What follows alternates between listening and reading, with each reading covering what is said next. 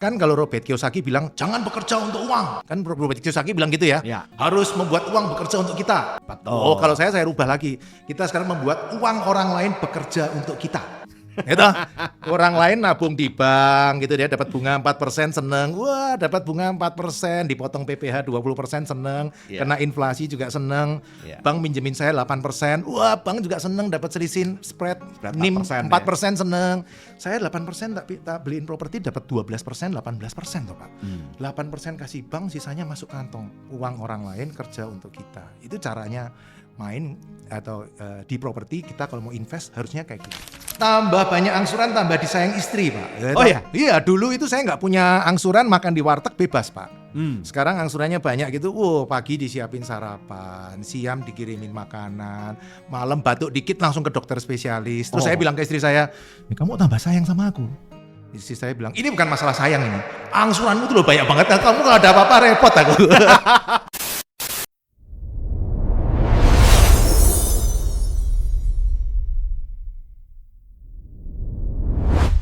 Halo Sobat Sip, mungkin saat ini Anda sering ngeliat iklan-iklan di internet, iklan-iklan di Facebook, Instagram, atau media sosial yang lain, yang mana mereka menawarkan mengenai bagaimana cara membeli rumah tanpa modal. Nah, ini terjadi kontroversi di masyarakat. Kenapa? Karena ada yang berhasil, ada juga yang berakhir dengan rumahnya disita. Rumahnya atau tokonya atau properti yang dibeli dengan cara mengangsur tadi karena nggak bisa bayar angsuran disita dan justru kehidupan orang tersebut menjadi berantakan gitu setelah itu. Nah, sehingga banyak orang yang sekarang ragu-ragu, bisa nggak sih untuk kita beli properti hanya dengan DP nanti kemudian mengangsur.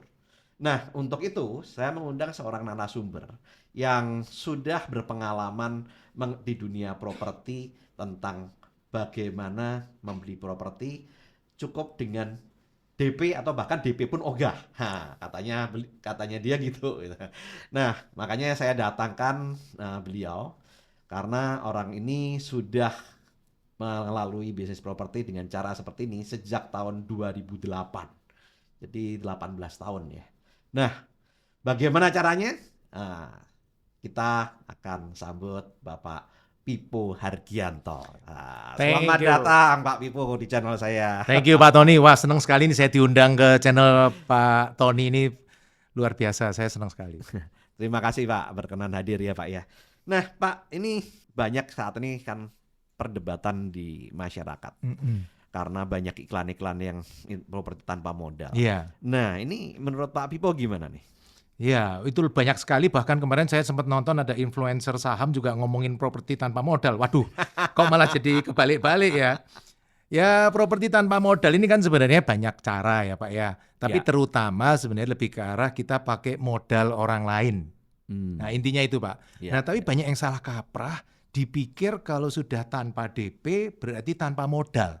Loh, tapi kan belum selesai Pak. Tanpa DP itu kan baru 10% itu. Yang 90% itu angsuran loh. Jadi kalau saya justru ngelihatnya fokus dulu ke angsurannya. Nah, baru kita ngomongin DP 0. Lebih baik bayar DP tapi tiap bulan nggak nyicil. Income-nya dari properti itu lebih besar dari angsuran. Daripada kita fokus ke DP 0 tapi nanti tiap bulan nombok Pak. Kayak seperti tadi saya dengerin, waduh itu nombok itu. Nah, karena kalau saya sebagai seorang financial planner, itu terutama kan kita itu utang gitu Pak ya. Itu kan kalau di buku saya, The Secret of Wealth Management, itu saya menyarankan orang maksimal itu cuma punya 30% utang Pak.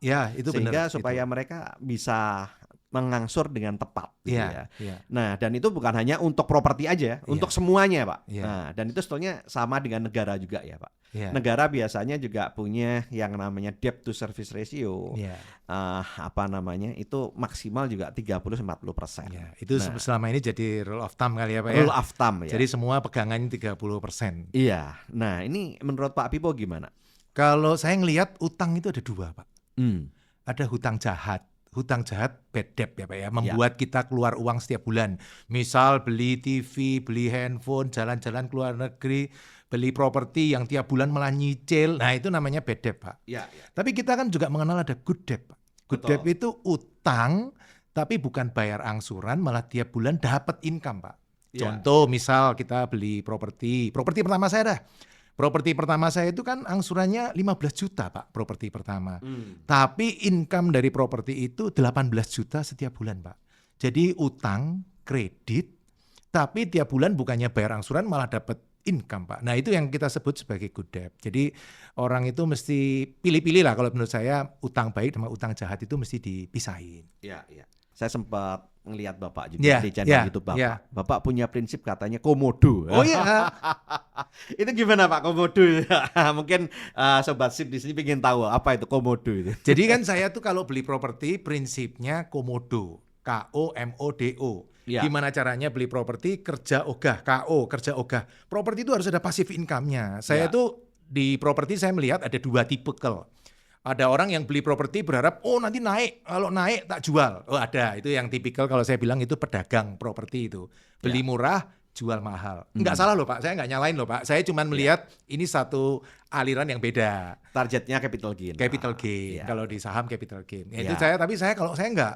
Saya itu beli properti tidak untuk properti naik, tapi recurring income-nya. Makanya KO kerja ogah, gimana caranya saya enggak kerja, tapi properti yang kerja menghasilkan duit bagi saya. Mau disewakan, mau ada bisnisnya, mau apapun pokoknya menghasilkan income. Kemudian MO, mengangsur ogah. Caranya gimana? Pasif income-nya harus lebih besar dari angsuran. Kalau nggak lebih besar dari angsuran, jangan dibeli toh. Masih banyak properti-properti yang lain, jangan dipaksain, santai aja. Kita ini kan sniper Pak, milih 1 dari 100 cukup. Nggak perlu semua properti dibeli, itu nggak usah. 1 dari 100. Ya. Jadi KO kerja ogah, MO mengangsur ogah, yang terakhir DO DP ogah. DP itu terakhir. Kalau propertinya memang income lebih besar dari angsuran, baru kita DP 0. Yang paling susah menurut saya membuat properti itu income lebih besar dari angsuran. Kuncinya di situ Pak. Nah banyak orang yang malah ngomongnya DP 0, loh kebalik. Ya, DP itu cuma 10% dari harga properti. Ya, Nah propertinya sendiri 90 ada di angsuran. Setuju Pak. Nah dalam hal ini kebanyakan orang mikir DP. Loh iya. Nah dan berakhir disita Pak. Aduh.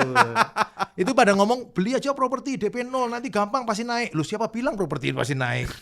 Oh iya naik, tapi naiknya bisa setahun lagi, bisa 10 tahun lagi, bisa 100 tahun lagi Pak. Betul. Lah kuat nggak nafasnya? Betul. Tapi kalau surplus kan, ya santai aja lah, ditungguin. Tapi kalau saran saya sih properti jangan dijual sih Pak.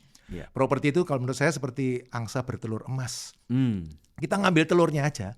Jangan angsanya dipotong, dimakan, dijual. Jangan itu. Kita nikmatin telurnya. Syukur-syukur telurnya kita tetesin lagi, menghasilkan angsa bertelur emas lagi. Cucu telurnya baru kita nikmatin. Baru bisa berkembang banyak. Iya. Nah ini kalau di dunia saham Pak, itu orang-orang yang berpenganut dividend investing Pak. Iya.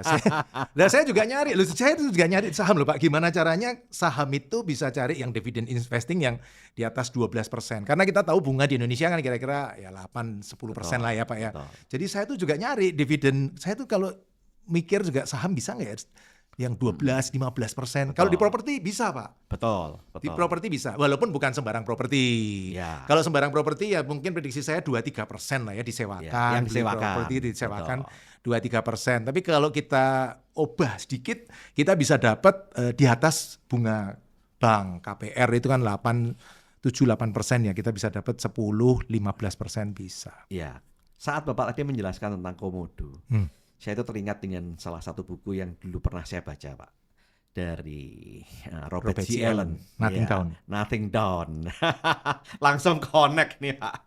Dan juga ada bukunya yang tahun 2000-an saya baca, ada bukunya Robert Kiyosaki. Robert Kiyosaki. Nah itu yang juga bahas tentang itu Rich Dad Good Dad Ya. to Investing ya. Ya, Nah, ya. ini apakah Pak Pipo itu istilahnya mengambil ide Betul. dari mereka, Betul. kemudian mengaplikasikan ke Indonesia? Gitu? Betul. Itu dua buku itu saling melengkapi, Pak. Jadi kalau Rich Dad Poor Dad lebih ke arah income lebih besar dari angsuran, caranya gimana income dari properti lebih besar dari angsuran, tapi dia itu tidak membahas DP 0 loh, Pak. Di buku ini tidak ada istilah DP 0. Nah, DP 0 itu di ilmunya si Robert G. Allen. Nothing Down. Nah, saya jadiin satu, Pak. Oh. Awalnya waktu mau praktekin di Indonesia, saya juga baca buku Rich Dad Poor Dad. Nah, ini mah di Amerika lah bunga murah di sana, KPR di sini zaman tahun 2008 bunga masih 10-12%, Pak. Belum kayak sekarang sudah agak lebih murah. Iya. Saya bilang nggak mungkin. Iya. Nah, tapi setelah saya coba-coba, pertama saya coba rumah sewa. Nggak nemu, Pak, saya. Bukannya nggak ada, saya bilang nggak ada, bukannya nggak ada loh ya. Bisa jadi ada loh, Pak. Tapi saya nggak nemu gitu. Kan Iya. bisa jadi nanti ada yang nemu juga. Iya. Nggak boleh ngomong nggak ada. Iya. Tapi saya nggak nemu. Terus saya begitu ngelihat kos-kosan, jangan-jangan kos-kosan ini maksudnya si Robert Kiyosaki kalau di Indonesia. Kalau di Amerika mungkin nggak ada kos-kosan, Pak. Nggak model. Tapi Bapak kelihatannya menemukan sebuah ide jadi kos-kosan. Iya, tahun 2000. Karena saya juga berpikir seperti itu saat baca bukunya Robert Kiyosaki, Robert G. Allen. Itu saya punya pola pikir yang mungkin sama dengan Pak Pipo. Rumah Kenapa? sewa. Dan saya nggak mengaplikasikan. Karena saya merasa bahwa hal itu nggak mungkin. Setuju. Karena kalau di Amerika saya tahu bunga KPR itu Rendah. dan sewa itu mahal. Oh. Karena mindset orang Amerika saat itu mereka lebih suka sewa daripada beli. Oh. Kenapa mungkin harga properti di Amerika udah tinggi sekali ya. Jadi Yeah. mereka lebih baik sewa, kemudian nggak usah beli gitu. Kebutuhan yang lain untuk kebutuhan sehari-hari. Nah, mungkin mirip-mirip dengan yang prinsipnya anak-anak Gen Z saat inilah. Iya. Lebih baik pada sewa ya. Tapi mereka lebih suka sewa gitu. Nah, itu yang terjadi di Amerika tahun 2000-an. Ya. Nah, sehingga kalau kita membeli rumah, kemudian menyewakan, itu pasti Surplus. banyak yang nyewa. Dan kemudian kita ngangsur, kan bunganya rendah. Ongkos sewa bisa untuk membayar Angsuran. cicilan daripada rumah tersebut. Ya. Gitu. Terus kemudian kalau saya baca bukunya McDonald, nah itu kan Ray Kroc. itu kan membeli McDonald. Ya. Kemudian saat dia diundang ke sebuah seminar, Ray Kroc itu bicara seperti ini. Anda tahu nggak Bisnis apa bisnis saya saya? Ke mahasiswa-mahasiswa. Dan semuanya ketawa. Jelas tahu Jelas, lah. burger. Kamu kan burger. Gitu kan. Salah. Jawabannya itu salah. Itu loh. Mereka bingung, kok bisa salah? Anda tahu nggak bahwa bisnis saya bukan burger? Yeah. Bisnis saya itu adalah properti. Gimana Center. caranya? Yaitu saya nyicil angsuran properti yang saya beli Dari royalti. dari hasil jual burger gitu loh. Dia lebih modifikasi lagi. Jadi pertama kan Robert Kiyosaki ngomong rumah sewa, Pak. Saya coba aplikasikan di Indonesia, saya nggak nemu. Sama, saya nggak di situ, saya jadi nggak mau, Pak. Nah, terus saya suatu hari nganterin orang paling cantik dunia yang sekarang jadi istri saya. Oh. Dia dari Jogja pindah ke Jakarta, kerja di Jakarta, pengen cari kos. Saya cari kos nemenin dia cari kos di belakang karet situ, Pak. Kaget saya lihat kos-kosan 110 kamar, Pak. Dan aku bilang, jangan-jangan yang dimaksud Robert Kiyosaki itu ini karena cash flow-nya gede banget, Pak. Iya. Nah, sejak itu saya cari kos-kosan, kontrakan. 2005 itu, Pak, muter sampai Bekasi, sampai Tangerang, Bogor, muter-muter dan saya hitungin satu-satu. Itu saya hitungin income-nya berapa, angsurannya berapa, income-nya berapa, angsurannya berapa. Nemu loh, Pak. Di Karawaci. Iya. Nah, saya itu ide yang menarik, Pak, luar biasa. Kenapa? Karena saya waktu itu selesai di situ, Pak. Sehingga saya nggak tertarik lagi, udah invest properti untuk disewakan tuh nggak masuk lah prinsipnya Kiyosaki ini. Saya baca buku Nothing Down, nggak masuk lah ini. Kenapa? Jangan-jangan justru disita gitu kan? Karena kalau di Indonesia kan bunga KPR tinggi. Zaman itu apalagi? Biaya sewa paling rendah 3-5%. Iya. Nggak masuk kayak Bapak tadi katakan 12%. Bunganya. Sementara di sini bunga kita cuma dapat 3%. Gimana caranya ngangsur? Minus kan? Ya, makanya dibikin kos. Nah, coba kos bisa 2008 tes. Ternyata kos juga ada masalah, Pak.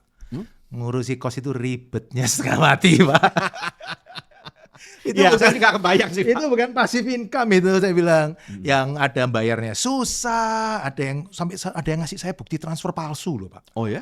Berani banget loh mereka. Wah, itu kapok-kapok saya. Kalau ada yang telepon jam 12 malam, saya tahu ini. Pasti penjaganya tidur, ada anak kos nggak bisa masuk. Itu jam 12 malam telepon.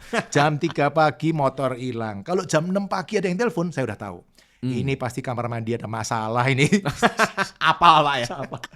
Makanya 2009 saya cari yang alternatif yang lebih simpel lagi, minimarket. Nah, minimarket ini ternyata benar-benar autopilot. Jadi akhirnya ketemu setelah 2009. Jadi kalau dari 2001 saya baca buku Rich Dad Poor Dad, saya tuh baru berhasil mengaplikasikan benar-benar tuh 2009. Beli satu pertama 2009. Enak ya ternyata punya minimarket, enak ya. Minimarket pertama saya itu di kota di Jawa Timur yang saya belum pernah ke sana, Pak. Dan saya bisa, dan ternyata autopilot. Nah, terus beli tahun 2010 beli 2. Beli 2011 beli 5, Pak.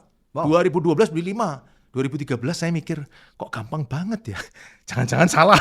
Kalau salah kan miliaran repot, Pak. Jadi Iya. problem ini. 2013 saya cuma 1, 2014 1, 2015 saya melihat tidak ada masalah apa-apa. Saya kebut lagi sampai hari ini, Pak. Ternyata bisa bahwa Robert Kiyosaki ngomong itu bisa. Tapi memang nggak bisa letter luck kayak di Amerika, Pak. Kita mesti ya ubah sedikit ya. Nah, kemudian kita gabung dengan DP 0-nya si Robert G. Allen, baru bisa jadi komodo itu. Tapi ngomong-ngomong ya, Pak, mengenai disewakan tidak bisa, saya nemu loh, Pak. Tahun 2019, saya nemu kios 260 juta. Harusnya kan disewakan 2%, 3%, 7,5 juta. Itu sewanya 30 juta setahun loh, Pak. Oh ya? Saya punya loh, Pak. Jadi akhirnya nemu juga ya? Setelah sekian belas tahun, Pak. Iya, jadi makanya saya nggak berani ngomong nggak ada. Itu ada mungkin ya, tapi susah nemunya. Bahkan salah satu member komunitas saya ada yang nemu kan di 260, 30 juta, 11%, Pak. Ada yang nemu sampai 13% loh, Pak. Dia beli 2 ruko, 2 lantai, 1,3 M, Pak. Disewa orang 180 juta per tahun, Pak. Wow. Dan dibayar 5 tahun di muka. Saya bilang, walah. Itu tadinya propertinya ditawarin ke saya, Pak. Jadi saya tahu persis. Saya tawar 1,1.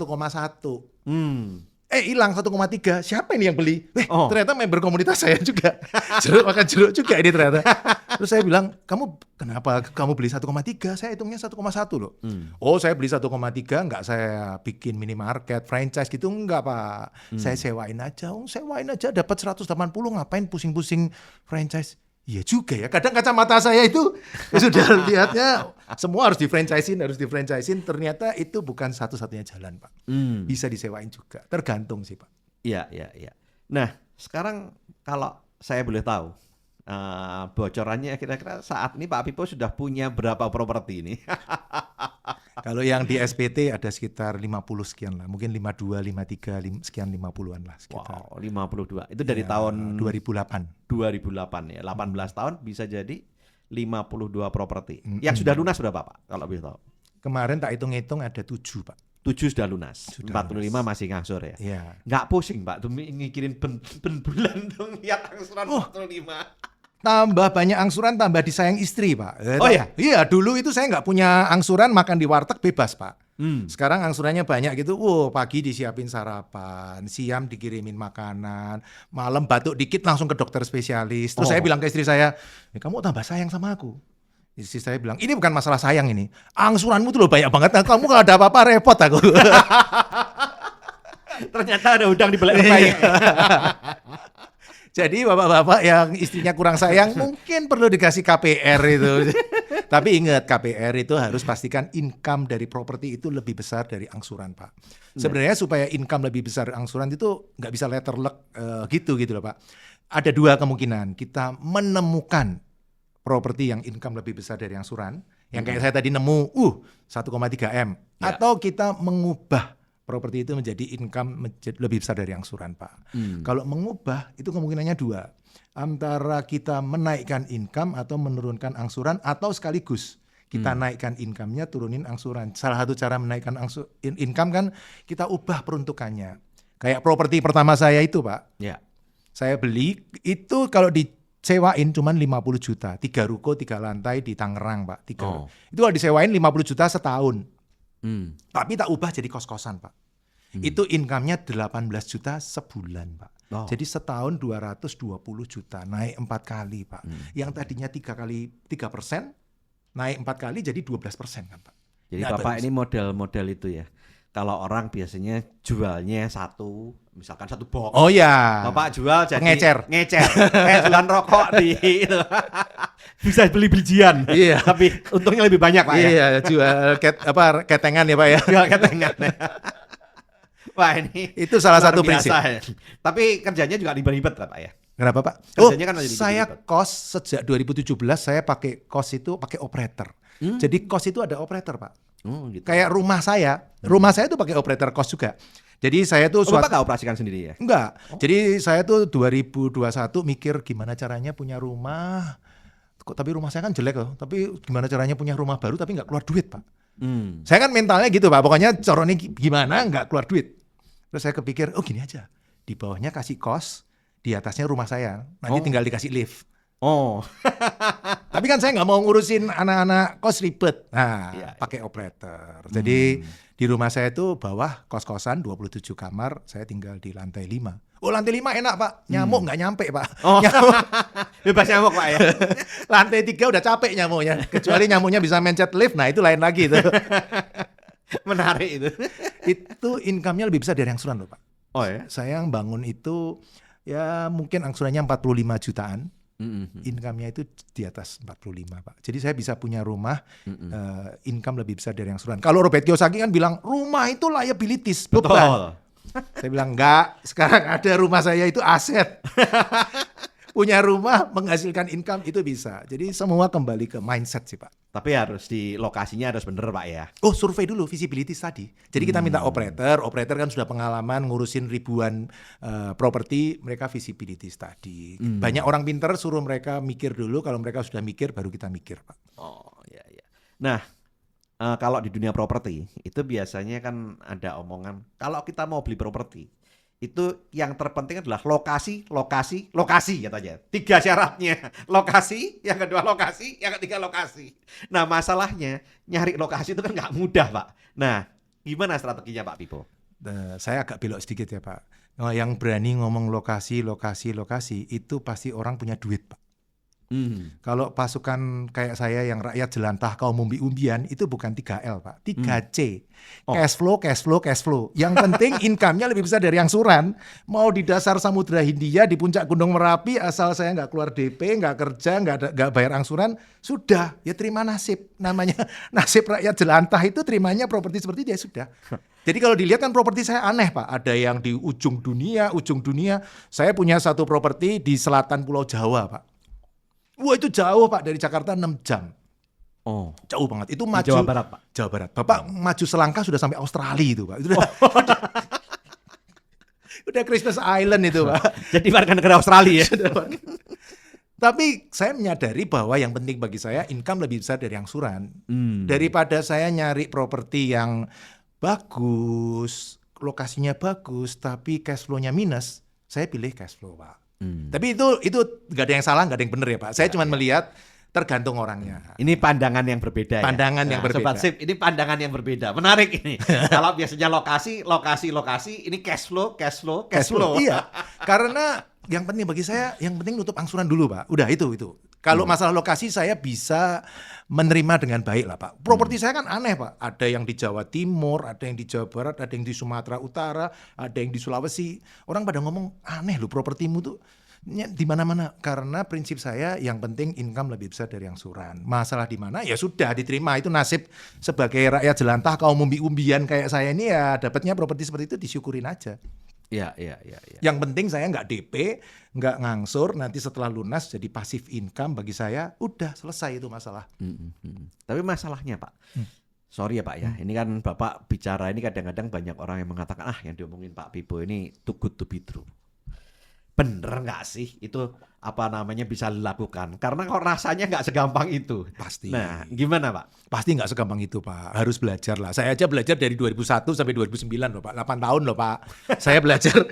Jangan dipikir gampang. Kalau saya cerita sekarang ini kan mungkin puncak gunung es ya Pak ya. Yang di esnya di atas. Yeah. Sebenarnya contoh ya properti pertama saya Pak. Properti pertama saya 2008 tak beli. Nah ini kan kebetulan Pak Tony orang finance. Jadi bisa challenge saya kan Pak. Ya, saya di samping orang finance Pak, saya itu kan juga pernah terjun sampai sekarang saya juga main properti. Main properti, ya investasi properti. Saya lebih suka kata-kata invest sih. Saya nggak pernah main-main.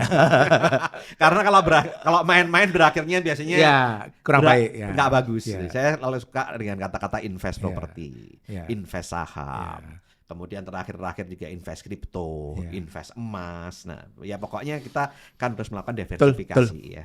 Kemudian saya dulu juga sempat punya brokerage properti dulu ya. Sekarang waktu puncak-puncaknya properti. Tapi kemudian ya saya ngelihat trennya kemarin nggak bagus, ya akhirnya kena COVID itu saya selesaikan Iya. properti saya. Makanya kalau saya cerita properti pertama saya kan bisa di-challenge. Iya, Apa yang iya. mau ditanyain tak jawab. Jadi properti pertama itu saya beli tahun 2008, Pak. Ya. 2008 saya bangkrut. Nggak punya apa-apa, bisnis omset 60 juta, dibohongin orang 200, invoice nggak dibayar, habis dah. Ya karyawan aja nggak bayar tuh saya janji tak cicil, saya bilang. Karena udah benar-benar habis Pak itu waktu itu. Nah properti pertama saya nemu, ini tentu setelah perjuangan banyak ya Pak, jangan dipikir buka koran terus nemu properti seperti ini, jangan loh ya, ini kan waktunya pendek, jadi saya langsung singkat cerita, saya nemu properti 900 juta. Tadinya 1M tak tawar 900, 3 ruko, 3 lantai. Setelah berjuang 20 bank, ditolak sana tolak sini, namanya orang bangkrut itu kan ditolak-tolak bank. Bank itu kan senangnya orang yang kaya. Bank itu juga aneh. Orang nggak butuh duit malah ditawarin duit. Yang orang yang butuh duit nggak ditawarin duit ya tahu orang. Bank itu emang aneh ya. Tapi itu properti itu dibiayai oleh bank bukan 900 Pak. 1,2 miliar. Oh, dia appraise sama dia. Appraise-nya lebih 1,5. gede. Oh, appraise-nya. Ya. Saya udah ngitung Pak, pasti appraise-nya 1,5 karena bangunannya aja 1,1. 3 ruko, 3 lantai 1,1 pasti. Di bawah NJOP Pak berarti. Di bawah NJOP-nya murah cuma 100 juta, cuman itu NJOP masih murah Pak. Oh, ya nggak 2008 kan sekarang NJOP udah pemerintah udah pinter, NJOP-nya mahal. Dulu itu NJOP mungkin ya 200 300 lah masih. Iya, iya. Tapi ini tetap di atas NJOP ya Ya, dulu. tetap. Kalau sekarang udah nggak bisa. Nah, itu angsurannya 15 juta Pak. Income-nya 18. Jadi aku beli 3 ruko, 3 lantai, tak sekat-sekat. Tadinya ya itu, mau tak sewain orang kok cuman 50 juta. Tapi waktu mau pulang saya ngeliat, daerah situ ternyata banyak kos-kosan ya, daerah kawasan industri gitu loh Pak, pabrik-pabrik.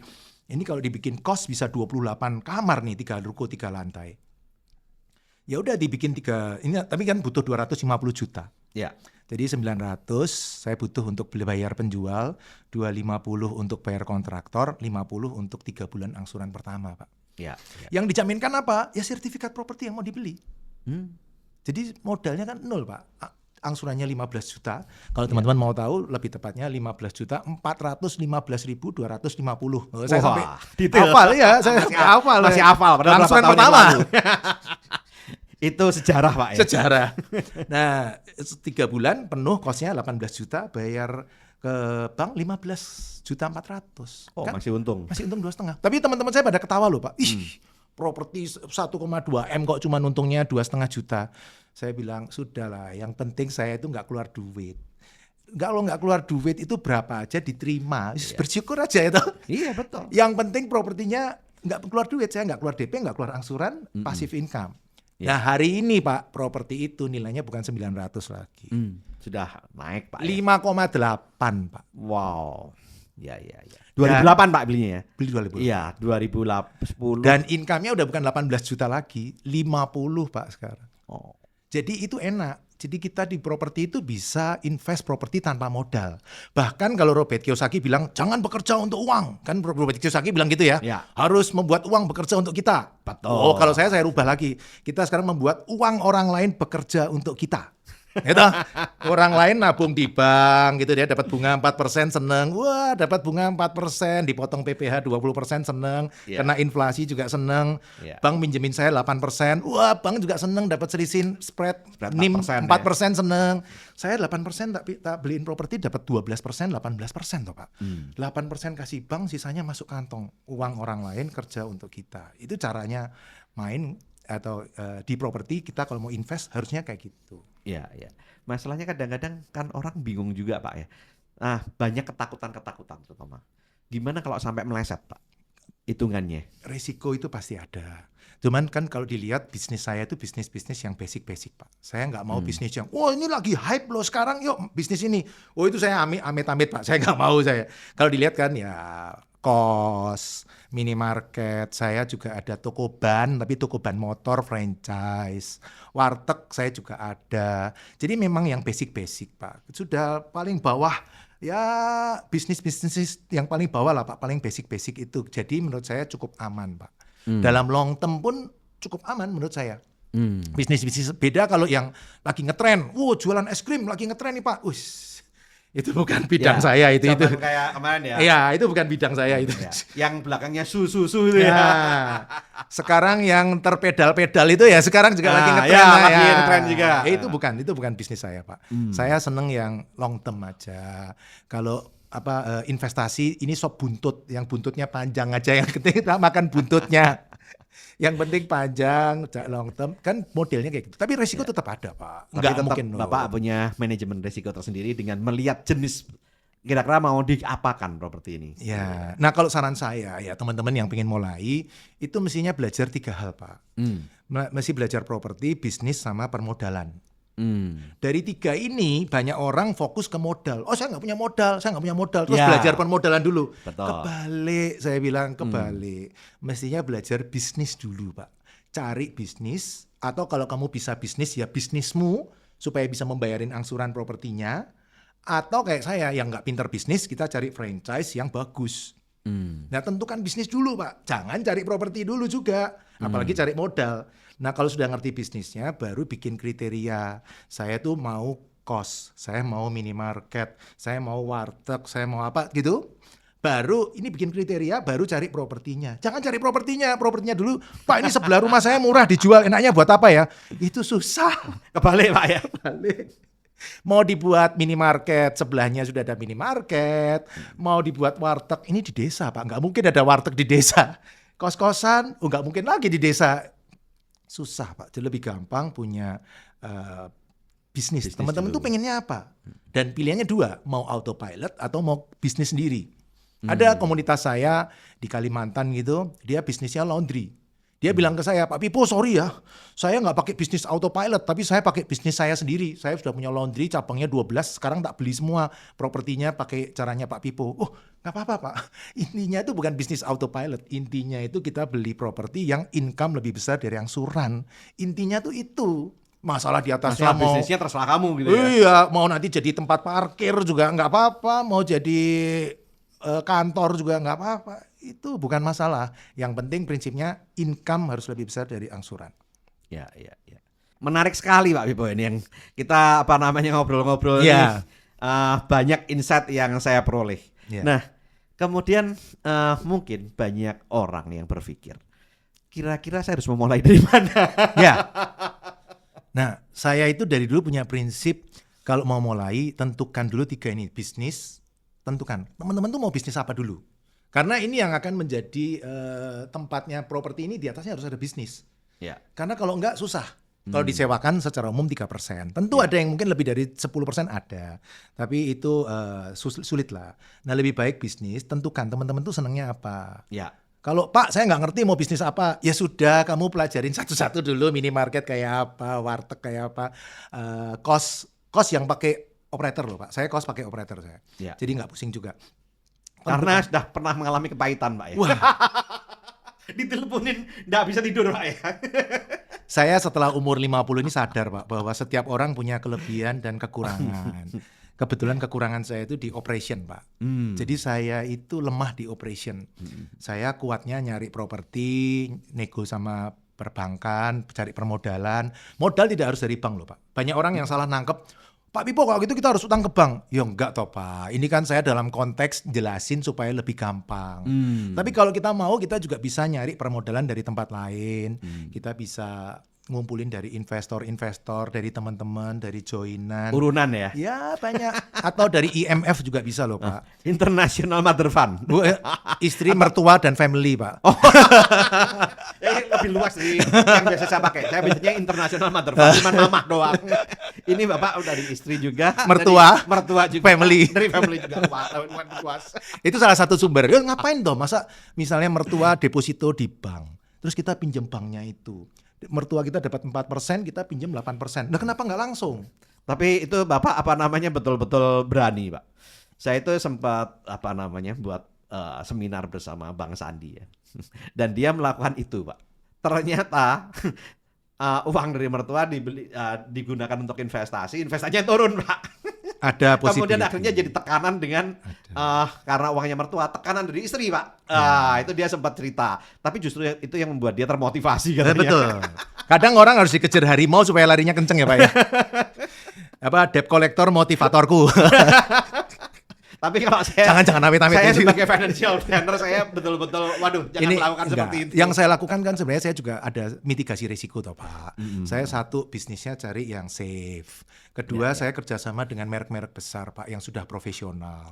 Kan saya juga nggak ecek-ecek. Kemudian juga saya sudah hitung ini propertinya di bawah harga pasar. Ada apa-apa saya bisa keluar. Jadi saya sebenarnya juga sudah ada way-out-nya ada semua, toh Pak.